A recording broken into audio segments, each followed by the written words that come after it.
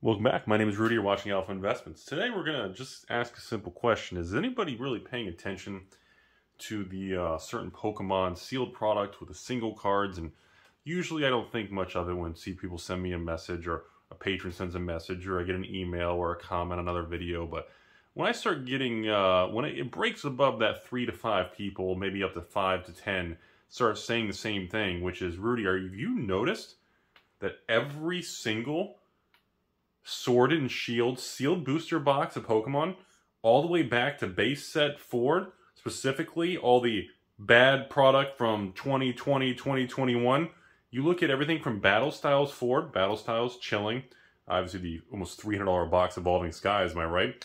Fusion Strike, Astral Radiance, Brilliant Stars on its way to $200 a box. Apparently, there's been a quiet, targeted, I don't know what's going on with it, but if you, essentially all the alt art cards, not as much the secret rares in Pokemon, although some of the secret rares are being targeted, but specifically the alt art cards in all these new Sword and Shield, I mean Battle Styles forward, every set of Pokemon has been appreciating 10, 20, 30% in the last 45 to 60 days. And I have no idea what's going on. The only we're going to go through some, kind of theories and conspiracy and some Rudy, we're going to take some guesses at what's happening. But as of right now, the sealed product of Battle Styles, Chilling Reign, Astral Radiance, Fusion Strike, and of course Lost Origins is kind of too new. But those other 4 sets, there's no more coming. There's no more waves. There's not really any reprint. I mean, Pokemon can do what they want, but I don't see it happening. And the sealed product of these hasn't done anything. They're not skyrocketing. They're all either stable or maybe up a couple dollars a box. Nothing. They average around $100 a booster box, maybe $110, maybe $115 with shipping and tax. But there's no dramatic movement in these 4 sealed Pokemon products from 2021. But every single one of these Pokemon sets, all of the alt art chase cards are skyrocketing. And when I see 10 to 30 to 40% price moves within 60 days, and the sealed product staying the same, I step back and say, okay, if it's a targeted card, I get it. It's a playable, tier Pokemon tournament, meta deck type, people play Pokemon? People play Pokemon. Someone plays Pokemon. But when I see, I literally made a list of like 40, 50 cards from all the sets. 91% of them have jumped between 10 and 40% within 60 days that are at some form of secret rare, alternate art, kind of chase version of the card. 1 or 2 cards is a targeted thing, could be an anomaly. 91% of these chase cards making moves that are averaging 27% price increase is not an accident. And when you look at the waves of buyers, of sold listings on TCG Player, sold listings on eBay, I don't want to say it's coming in like random waves every week, because I couldn't find a pattern in that. It appears to just be a lot of random or different or the same person just being very creative. There's a lot of actual money buying these cards. These particular chase cards have 2 to 3 times the rate of sales compared to the sealed boxes. And the sealed product, as of right now, has not been appreciating in value. But the cards within the box are taking some pretty big jumps. So, one of 2 things has to happen here. The sealed product's going to have to uptick and adjust by 10, 20, 30, 40% within the next 3 to 6 months, or B, a lot of the money buying these single cards and pushing the price up is going to have to retrace back down. There's going to have to be a recalibration of the singles to sealed product. Remember, as these products get older and more time becomes under the belt, the disparity, the variance, the spread between sealed and single continues to giggity enlarge. And as of right now, you can't have Chilling Reign, Evolving Sky is so expensive. I mean, you've seen the prices of some of those chase cards, Evolving Skies, holy smokes. But you can't have some of these chase cards going $50 to $100, $150, $200 a card, and the box price stays at $100. doesn't work that way, because you hit a point where it's like, well, screw it, just buy all the $99 boxes, buy all the $100 boxes, just open them all. Look for, I mean, every time you hit a $200 chase card, it pays for 2 boxes. You know, that arbitrage opportunity will have to be recalibrated. So, to me, I feel like an individual, a store, an investor, collector, or a group of people are targeting all these chase cards, and they're either doing that to build positions because they feel they're underpriced, or B, they're sending them off for grading so that they can actually get high, you know, PSA 10 kind of goal to make a big arbitrage profit. You know, buying a bunch of these cards at $100, $150 a card. If they can get PSA 10s, they can sell them for $300 to $500 a card. That kind of theory. That's the kind of principle. Usually that can work, especially for a store that has a lot of local business and they can sell retail and no online fees or shipping. So that's an option. But number 2, you know, I'm going to say it. It kind of feels like just actual normal organic players and collectors just wanting the cards. And there's no dramatic conspiracy theory tinfoil hat. Rudy's not getting a haircut and he looks ridiculous. That it's kind of feels like there's just actual organic people just want the cards. And again, that is a phenomenal, healthy thing. And remember, 6 months, 12 months, and 18 months ago, I was ridiculed pretty heavily telling people to stay the course on sealed Pokemon product. When everybody was, I gotta run for Pokemon, unload it. Rudy's still saying, hold on. Because of the course, they bought their little Millennium print group, and everybody said the print runs will go through the roof and Pokemon's going to collapse. And I said, no, I believe Pokemon possesses better management than Dr. Cox over at Wizards of the Coast and Hasbro and Mark Rosewater, who lies and says all these shitty things that burns everyone. Pokemon, actually, they control it. They don't burn it to the ground.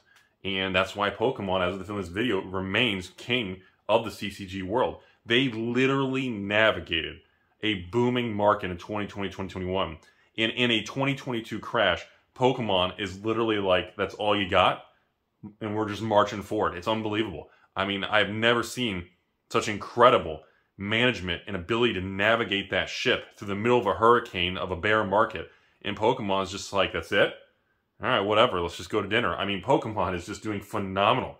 Unbelievable that their products are still holding up. Nothing's fallen apart. There's been no major crash of anything. I don't consider, oh, well, Rudy, my sealed box of first edition. Hang on. Hold on. Do I still have it here? My sealed box.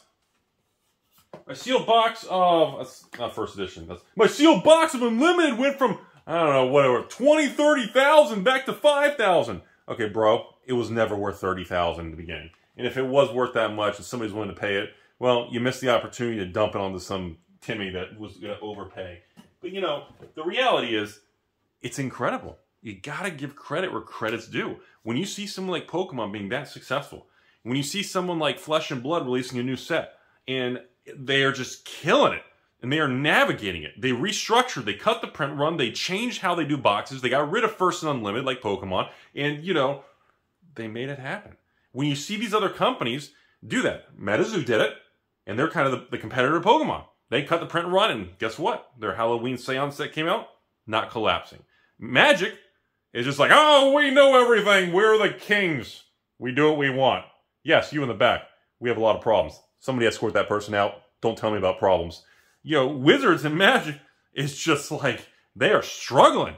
And again, the products look good in Magic. But back to Pokemon. So, I'm telling you all right now, I have full confidence in the management and corporate direction of Pokemon. They still release regular booster boxes. Every once in a while they get little flashy premiums and Charizards and Pikachus and fun stuff. But they still just have standard Pokemon booster boxes. And overall, the price hasn't changed much. Plus or minus a couple bucks, blah, blah, blah, from years ago. I mean, overall, they know what they're doing. And they understand the market. And it's not broken. And they're not changing. Wizards is like, we need set boxes. We need draft boxes. We need collector boxes. We need commander decks in every set. We need jumpstart in every set. What? How many are, what do we do? So 20 versions of each card? I mean, they have become such sports card era morons. Well, Hasbro stock is down 50% in the last, what? From the high of 120 to 60. And, you know, they're talking about declining growth. They're talking about price sensitivity of their customers. They're just, you know, and they're just sitting there like, yeah, Bob, we don't know what the problem is. Get Lumberg in here. Should we work Sundays? Anybody know what the problem is with Magic? And Pokemon's over there just kind of sitting in a fancy chair, like they're in the Scarface mansion, and they're just like, cool, let's move forward. So, to wrap up this video, I just want to let everybody know, I want to be on record for it. This video is being filmed beginning of November of 2022. First couple days of November. I think it says November 4th, November 3rd, November 5th of 2022.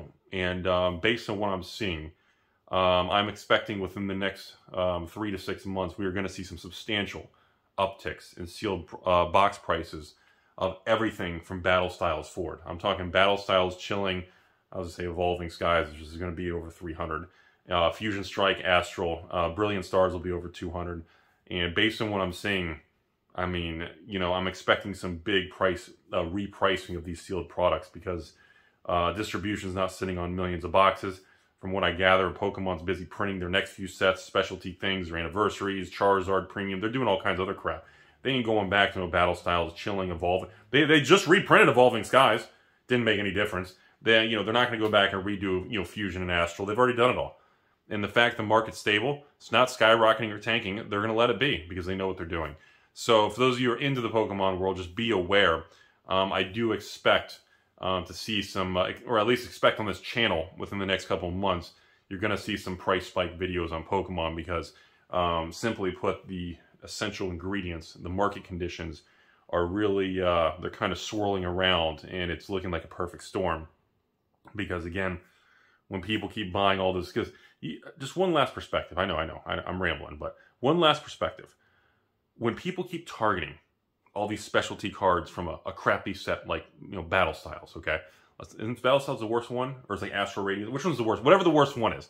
When people keep targeting the bad alt art versions or secret rare versions of these cards, and they push these prices from $20, $30, $40 a card to $50, $70, $80 to $100, and the sealed box price stays the same, eventually stores and individuals with larger amounts of capital sit back and say, okay, look what's happening to the cards, but for some reason, the sealed box price isn't moving, which is usually the sign that the actual players and collectors are going after it. These aren't investors. Investors usually target sealed product because it's the mutual fund version of those cards.